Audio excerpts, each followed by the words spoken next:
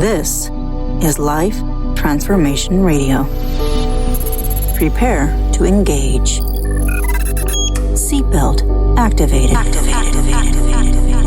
Download initiated. Your quantum journey of transformation begins in 3, 2, 1. Welcome to Life Transformation Radio. Hi, I'm Rob Actis, best-selling author of The Law of Action, voice actor, business mindset coach, the podcast whisperer, and Mr. Action himself.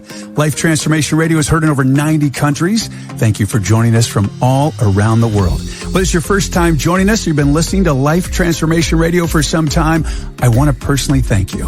Here at Life Transformation Radio, we are committed to share more about real life, love, the power of positivity, romance, and of course, laughter. We celebrate life challenges and overcoming them. And today we're going to talk about overcoming challenges really seriously. Now on the show, my guests are amazing people who are forces for good in the world around them and live a life of transformation. My guests, that's a plural today, they do just that. Today, Mike and Lindsay McCarthy and I discuss healing trauma, facing your shadow, and accepting your inner wisdom. So if you want to do some real inner work, learn to lead yourself first so you can lead your family and ultimately learn to lead the world around you, this is the show for you. I am so excited to have these people on the show today. Mike and Lindsay McCarthy have been married for 15 years, have 2 amazing children, Tyler 12 and Ember 8. They live in Austin, Texas, where there currently is a power outage, but they're still here.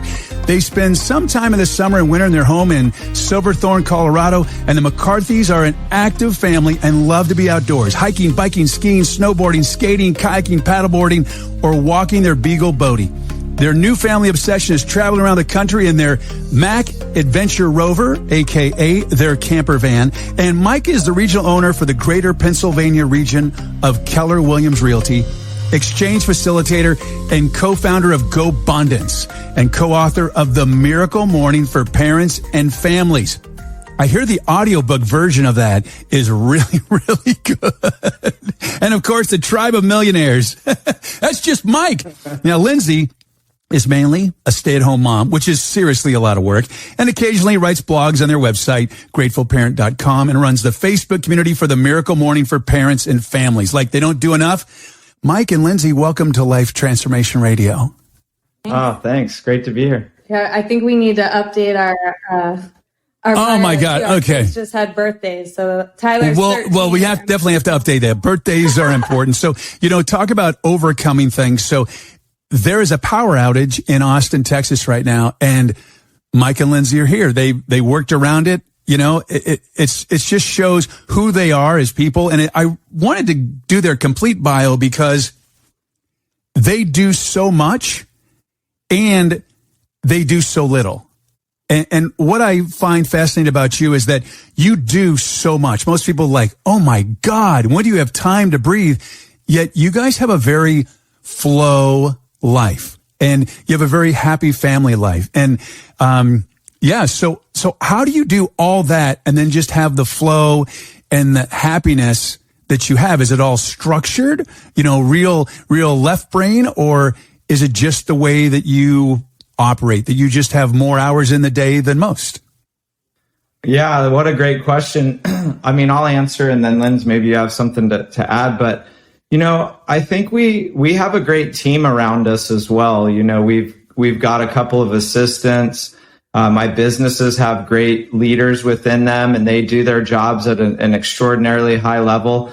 They require very little management, maybe other than what they offer me, so that I feel like I'm doing a good job as their boss. But at the end of the day, I think, we're surrounded by a lot of great people. And then I also think Lindsay and I are excellent at dividing and conquering and really knowing what talents and gifts we each bring to the table. And so we often approach our work or things we need to get done by splitting up the duties and really making sure they fall into our strength zones. Mm-hmm. And I would say we do have a structure to our family life. But within that structure, there's also lots of flexibility. So that's I love kind of that.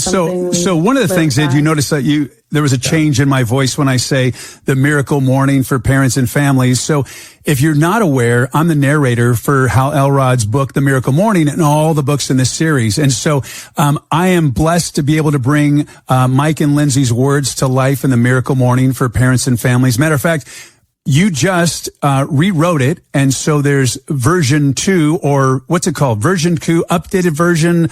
What's the official word in the book industry of, like, what is it called? Second edition. Revive or second edition. That's it. That's it. Second edition. Okay, so they just wrote that. I just finished narrating it. That's now updated in Audible. So that's one of the cool things about Mike and Lindsay and I. I have a 22-year-old daughter, and you know, as I was reading the book, and it was amazing because it was so perfect in that my daughter has just moved back into my house, and she's reverted back to not a 22-year-old. It's amazing how that works, but she's not often a 22-year-old in the house. I'm using a lot of your techniques because I don't know what it is, but when a kid moves back into the house, they revert back. And you see them as when they moved out. And so it's been very interesting. But why don't you share a little bit about just the overview of your book, and just some really basic, like how you manage with your kids, because you do it a little bit differently than most, and you're very successful with it. Yeah. So I think in the book, we talk about the 3 Ps of exceptional parenting. And I think as we were writing the book, Mike and I had all these conversations about, well, what do we think an exceptional parent looks like? And the 3 things that really came to mind were purposefulness. You know, they're very intentional. Playfulness. So don't take everything so seriously. And also perspective. And within perspective, that really means like our kids are their own people. Like we can't be living vicariously through them. We can't, expect them to fulfill us as people. Our job's to fulfill ourselves. And then, our job, I think, is to be kind of guides for our kids, not, their friend necessarily, not their, just to guide them. Well, I definitely don't think they feel path, not live it. Yeah, I don't think they feel like your friends, because one of the things that now I've turned a lot of people onto the book, and they're like, yeah, I don't think I can take away electronics from my kids. And you guys are really structured in how you give them access to electronics. And I think it's quite remarkable how you do that. But yeah, I definitely don't think your kids feel that you're their friends when you are limiting their electronics. Definitely not. And you definitely, I love it. You want to take that? Well, I was just going to add, under the intentionality piece or the purposeful and the 3 Ps, I think a lot of it is coming up with structures that work in the family, but not just imposing those structures on the children, but actually meeting and creating an environment where they get to give input on those structures and they get to decide some of the ways those are going to be implemented in the family. And I think that's probably the secret sauce to much of the things that we do that might seem overwhelming or challenging to other families when they read it.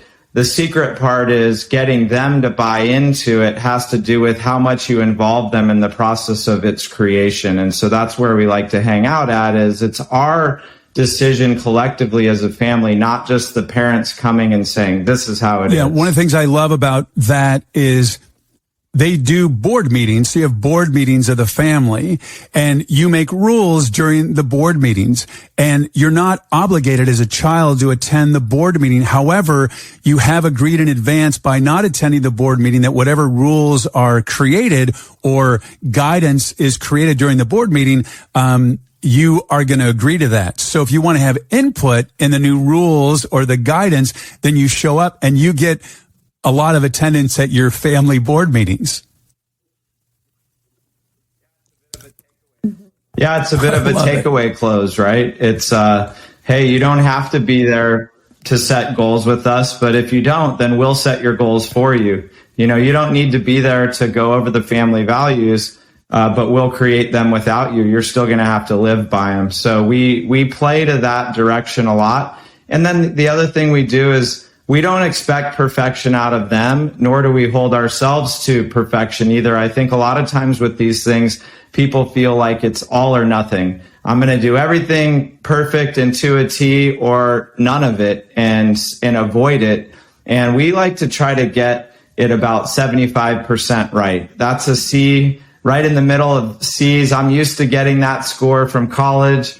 And so I feel like that's adequate enough. If we can get to 75% of all the things that we teach, then we're really nailing it. And I would suggest other people take the pressure off of themselves to do it 100% or do it perfectly either. It's an ebb and flow, as you mentioned before. And one of the cool things about your book is that it's tied in with Hal's The Miracle Morning. And, you know, The Miracle Morning, certainly I'm so grateful that I crossed paths with Hal and have been so fortunate to bring all of the words to life in the Miracle Morning book and the series and the impact that has had on me. And I've been doing the Miracle Morning now for 8-9 years, and I will say that my life is truly transformed.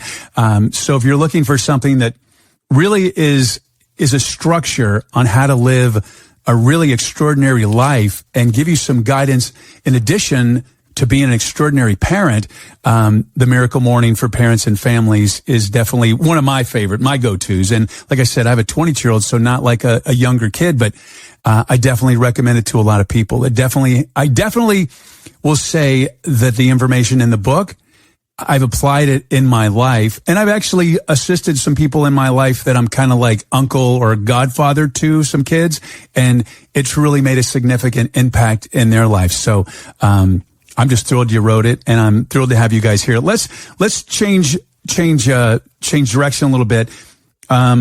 There's a lot of trauma in the world right now. There are people that have lost their jobs. They've lost family members. They have kids that are really having some serious mental challenges, and there's a lot of trauma. So let's talk more about healing trauma and then, as you say, facing your shadow. Yeah, well, you know, this is a work in progress. And right at the beginning of COVID, I read a book called The Trauma of Everyday Life. It's by Epstein. And it was a mind-blowing book because I knew that I had had some challenges here and there growing up, but I didn't quite realize that no matter what we do as human beings, it's traumatizing to be human, to be here on the planet. There's a lot of pain, and especially with COVID and division and all of that. But that's like present day trauma. We can all trace back through our history and even our lineage, the trauma that's been passed down generation after generation after generation. And I think what's interesting is that, you know, success in a lot of ways that you experience in the world, it comes from trauma. A lot of times there's an ambition, a drive, something that really you need to go prove. And it's usually connected back to attention you didn't get as a child, or maybe not feeling loved or feeling the belonging through middle school that maybe you felt you needed or wanted. And so we all have this trauma that we need to work through. And I think the Miracle Morning is really one of the perfect practices because it focuses you on developing who you are as a human being day after day. And that's not unlike the process of healing trauma. They're very much the same thing, or two sides of the same coin. And so when we're able to awaken to that and admit, because I didn't have trauma that was abuse, physical abuse or sexual abuse or anything at that level, but that definitely happens in the world. And the result of that often is how we show up to our adult life, because we're still acting from that ego and persona that we built that was in order to keep ourselves safe, to protect ourselves. And I think what can happen is, if we're not really aware of it, is we can keep chasing the next thing, thinking that it's going to make us happy or make us feel fulfilled. And so in some ways, we're sort of running away from this dragon that's chasing us called our trauma. And I think if we can slay that dragon and start acting from worthiness of knowing that we deserve to belong, that we truly are great and our potential is limitless, then we can start to find not the shadow side of our strengths, which I was just explaining, but we can find the brilliance of the light side of our strength. And if we can act from that place and still be strong, still have strengths, it's not that you don't maintain some of the strengths that you've had and you start acting completely different. You just start realizing my ego is a tool that if I need it, it's there. But if I don't need it and I can say, hey, thank you, I named my ego the Terminator so that I could reason with it and say, Terminator, thank you. I appreciate that you can come into this situation, control it, fix it, drive it forward, handle it. But I don't always need that shadow strength to come and save the day. I can speak to it and become aware of the fact that I'm already held in love and abundance by our Creator, by the universe, by nature, whatever we want to call it. And that energy wants us to have it all. It knows that we're worthy of it. If we can act from and create our success from that place, more often than not, we're going to experience fulfillment and joy that doesn't come from that other way of succeeding that's driven by our trauma. And so it's an act of really getting to know who we are at our core and accepting and believing that we are worthy. Powerful. Did you want to jump in on that, Lindsay? Well, I was just going to say, kind of on the flip side too, from a parenting perspective, like it lets us off the hook a little bit too. Like our kids are going to have trauma. Like we can't protect them from everything in the world. And really that's not our job as their parents to protect them. It's to let them have those experiences and learn from them. And that's so hard. That's so hard because as parents, we want to protect our kids. I think that's ingrained in us. And, I remember, you have to let them fall down and they have to get owies and they have to scrape their knees and they have to hit their head and all that stuff. And, it's amazing to see, some of the people that I know that have grown up with that have, kind of helicopter parented their kids. Wow. They're not functioning adults. And it's so important to let them fail. And it's hard to let your kids fail. That's for darn sure. It's really difficult. And it's something that every parent needs to be aware of, because if we keep saving them from everything and we give them everything they want, all the screen time you want, and if you're in pain, let me try to rescue you from that pain, they don't get to build their own identity and their own persona and ego. And yes, we just talked about how do you at some point dissolve that. But I think early in life, they do need to form that, and it creates resilience in them so that they can go out and get what they want and, be productive human beings. Our greatest wish as parents is not that my kids will join me in business, which would be nice, or that they're like us, or they behave in a way that's the same way we behaved. What we want is for them to have great character. We have a guiding light that is our family values that we speak of frequently, and we try to catch them living the values so they're celebrated. But we just hope that they're able to be fulfilled, and if they're understanding the fact that they have gifts, God-given innate gifts, that they're here on this planet to give to the world, and they're able to find those passions and turn them into a way of serving the world, then that's really where they're going to be fulfilled. And I think that's our greatest wish as parents, is that they'll be fulfilled. But I don't think that can come if we're always helicopter parenting and rushing in and saving them. We've got to let them fail, and we've got to also let them experience emotions. A lot of times we make our children's emotions our emotions. So if my son's upset, I get upset. If my son's sad, I become sad. And we don't need to do that. We don't have to take on their emotions. We can hold space for them to be sad, not make it wrong, and say, hey, it's okay, buddy. You can be sad. Sadness is natural. I understand why you would feel sad. And a lot of parents, what they're doing is they want to rush in and say, don't be sad because you being sad is making me sad right now. So we got to stop the sadness, which just teaches kids that their feelings aren't valid. And I think that's the slippery slope. Yeah. So my friend Melissa is in the office right now with me, and so got to sign up. So not everybody knows what helicopter parents is. Apparently I just know it probably from your book, but can you just dive a little bit more and share what that is, so that, you know, someone who's listening and doesn't understand that, they're like, helicopter parent, what is that? Okay. Yeah, well, it's not as cool as it sounds if you've never heard of it before. It's not where you get to take your kids cool places on a helicopter. That would be different. But what it is where you're always swooping in and hovering over whatever they're doing, making sure they don't make mistakes, making sure that they don't have emotions they can't deal with, and really sort of guiding their life and telling them what they need to do or don't do, as opposed to letting them figure that out on their own. Maybe another way of describing it would be just every part of their life, everything in their lives. So one of the things that I learned, and I've done this, and I don't even know where I learned it, but I think it would be really good, like what you said about letting the kids be sad, is that, and I've noticed doing this, is that as adults, if someone is in our circle or they're in our room with us or we're at a seminar or anything, immediately if someone starts crying, someone always hands them a tissue like, okay, don't be sad anymore, fix this, don't be sad. And you know, what I've done is that, and some of the communities that I'm a part of is more organic and universal in spirituality. And so you really want to feel stuff, a lot of heart-centered communities that I'm a part of.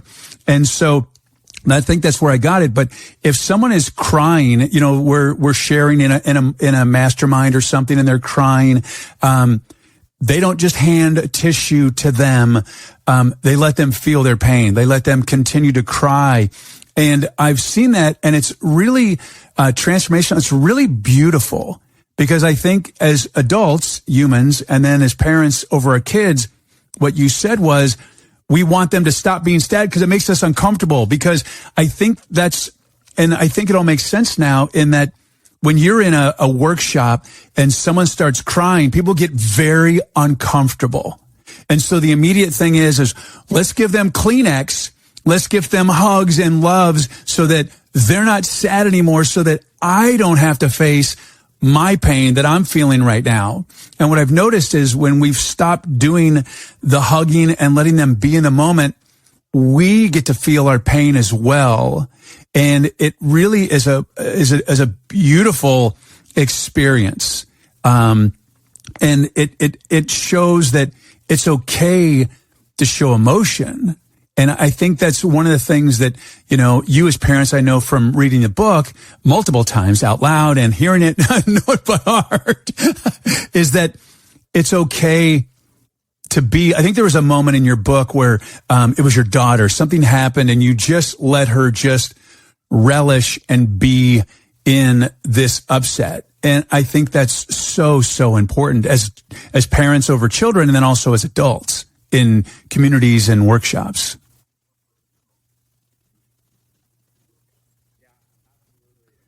Yeah, absolutely. I think the best thing we can do in those situations is help somebody to feel all of what they're feeling, not to try to discount it or take away that feeling. But, you know, maybe it's better to have them cry on our shoulders and say, let it out, feel that sadness, than to give them the tissue and say, clean it up over there. You're making me and as humans, we get very uncomfortable around people's pain, because, and it's not even as much as compassion. I know we have compassion as humans, but I think a lot of it is that we feel it. We start feeling ours, like, okay, all this pain that I've crushed down my entire life, as you talk about the trauma, it's coming up, and they're like, yeah, I don't want to deal with that. I don't want to deal with that. Fix that. Don't cry. Don't be upset. Don't be mad. All that. And so I think it's a beautiful thing to let us experience our trauma and to experience our pain. And even if it involves crying or having a runny nose on your shoulder, it's a good thing to do. So absolutely. I think with little kids too, like their brain is still developing. So with toddlers, it's a little bit different because, you know, they're irrational. So sometimes with toddlers, you do have to explain it a little bit. Right. And the funny thing about toddlers, sometimes they're all pissed off or they're crying and they're sad. And then all of a sudden they get distracted. Oh, kitty. You know, it's so fast. It's like the switch is on, the switch is off. But yeah, no, I think it's beautiful. So inner wisdom, how do you bring inner wisdom into the healing of the trauma or facing your shadow?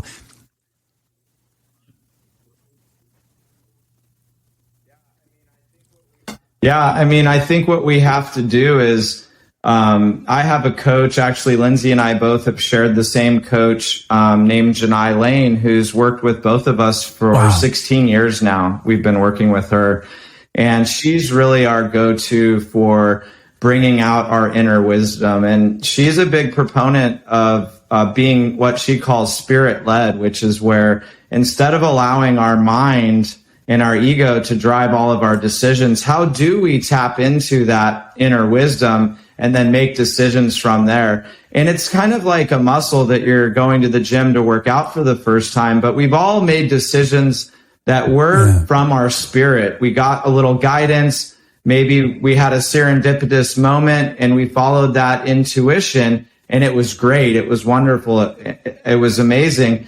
And I think what we have to do is learn how to pay attention. We've got to learn how to be quiet, be still, and then listen for that inner guidance. And we have to do it at the times when we are most resistant to do it as well. So that is when the pain pops up, or you're in a troubling moment and maybe you're overreacting, which we all do, and you've sort of lost control because your ego is now in charge.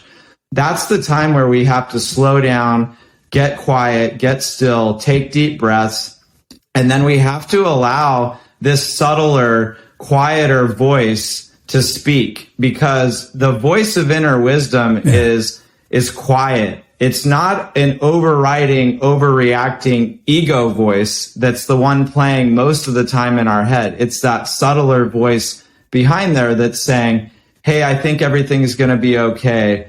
And then we have to use inquiry. So we actually have to ask our inner wisdom questions. It doesn't just come and give us the answers. That would be great, but it comes through inquiry. So we've got to know how to ask ourselves the right questions when we're in that place of reaction. And I think we can be in two places at all times in our life. We occupy one of these two spaces, which is we're either in reaction or creation. And the cool thing about that is that it's the same letters, just all in a different order. So we can either have our creation and really be acting from our inner wisdom, or we can follow the voice that's loud of ego and be in reaction. And I think we all know which one feels better. Being in reaction and out of control doesn't feel good. It doesn't feel safe either, which is ironic because it's supposed to be there to help us feel safe. But I think that was, there was a time when that type of voice might have saved our life from a predator or for something, in the evolution of human beings. But we haven't really evolved past that. We still have this fight or flight mechanism that in a lot of ways is irrational for the world we live in today. So we've got to rectify that and just get really straight on the fact that probably 95% of what your ego is telling you to do is not anything that you actually need to do. And so it leaves this beautiful, if I just listen to 5% of what my ego says, but 95% of the time I'm actually accessing my inner wisdom from spirit, and I actually can choose my actions from that place, then who knows where you'll end up. It's going to create magic in your life, more serendipitous moments. But more importantly, you're going to find yourself in a more fulfilled place. You're going to be happier and have access to more joy, I believe, from that place. Yeah. Did you want to add anything, Lindsay? Anything to add? No, yeah, it did. No, I think so. One of the things, the power of the Miracle Morning, you have that, your section on meditation and just getting into that space, that quiet space. I'm Mr. Action. I've got a lot of energy and I'm always going, and I do make my best decisions. And it's funny, when I was married, my wife used to come in and she's like, "Why aren't you working?" And I am working. "Well, you're just sitting in the chair." "Oh my God, that's working." Like I am in calm and creation mode, and the opportunities that came to my brain, and just how I process stuff by just thinking and being and present and quiet is work. And a lot of people don't. We move at such a fast pace. Like everything is so fast. I mean, I've been down really since it's February now, and I've been down since Thanksgiving, and I've just had a lot of health issues lately, and I have like 4 million emails, and it's just like, I'm never going to go through that. So I have to just breathe and like be very present and be very conscious and get out of the ego of like all the noise. There's a lot of noise that's going on because I really just, you may stop, but the world continues around you. Bills come in, and someone apparently got into my bank account and I had fraud, and I didn't even remember doing this, but apparently I transferred, and got that handled and got a new account. So not all my accounts are updated. So today I was dealing with credit card issues of like, yeah, you haven't been paid for, 2 months. And I'm like, wait, it's on auto pay. And, and so all this life moves around you.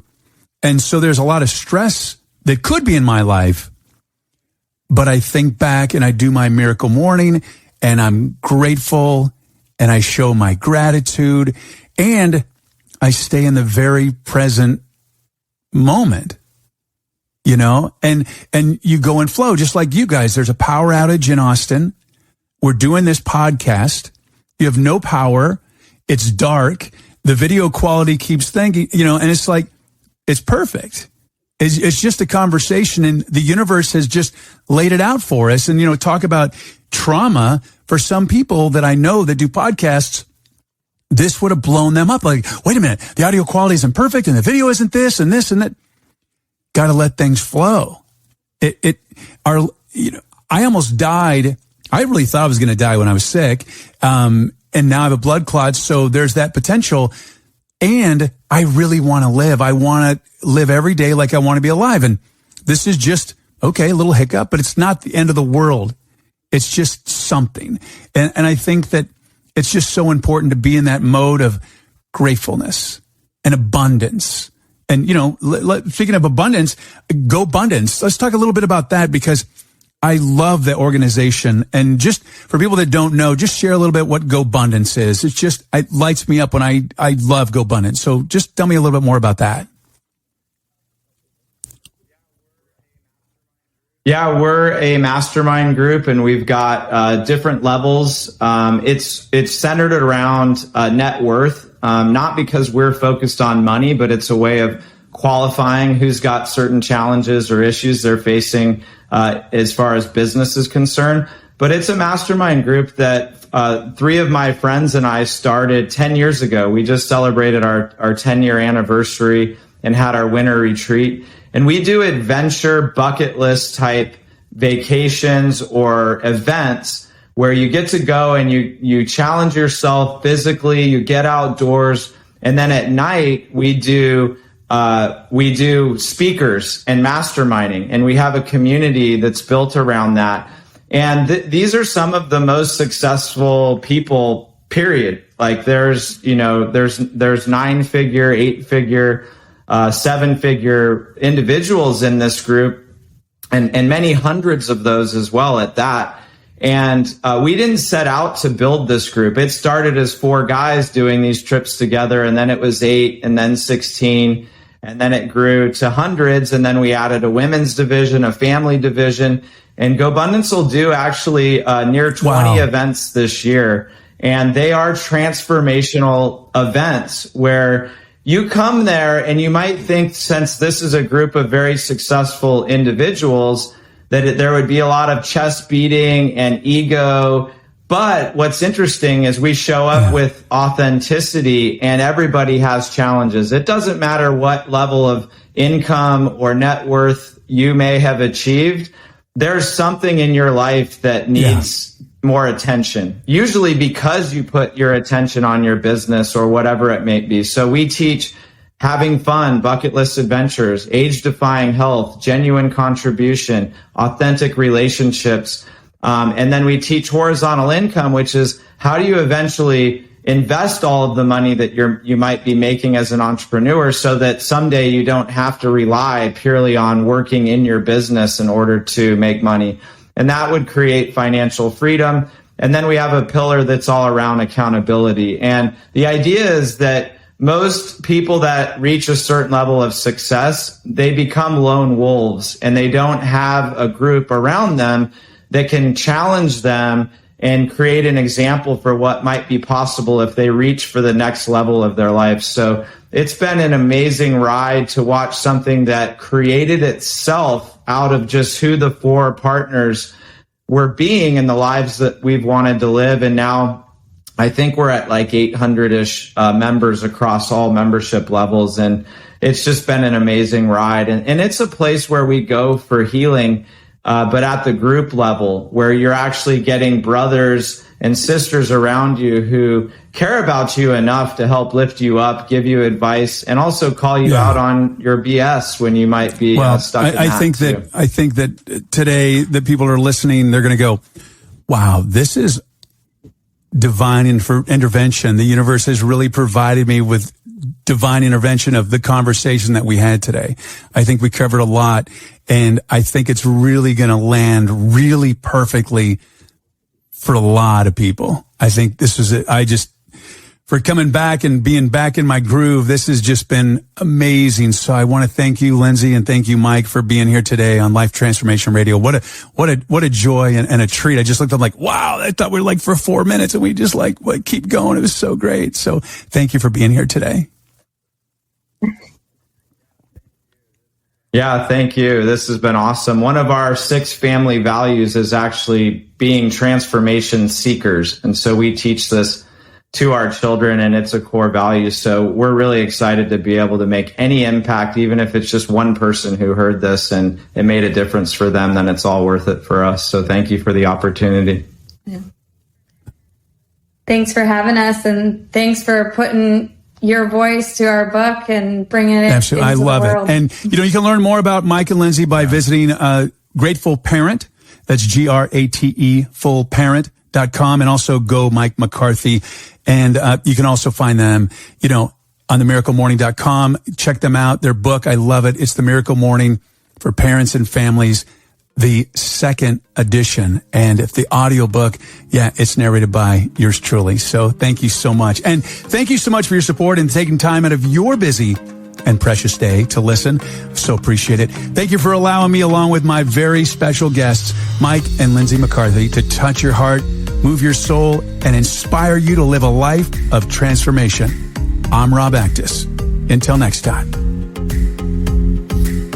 This is Life Transformation Radio.